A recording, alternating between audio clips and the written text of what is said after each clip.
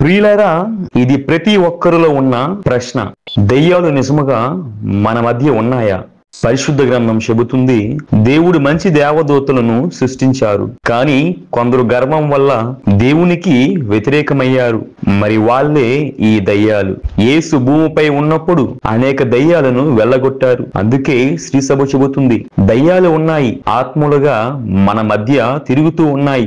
వాళ్ళ పని మనిషిని పాపంలో పడేయడం, చీకటిలో నడిపించడం. కానీ మనం వాటికి భయపడకూడదు.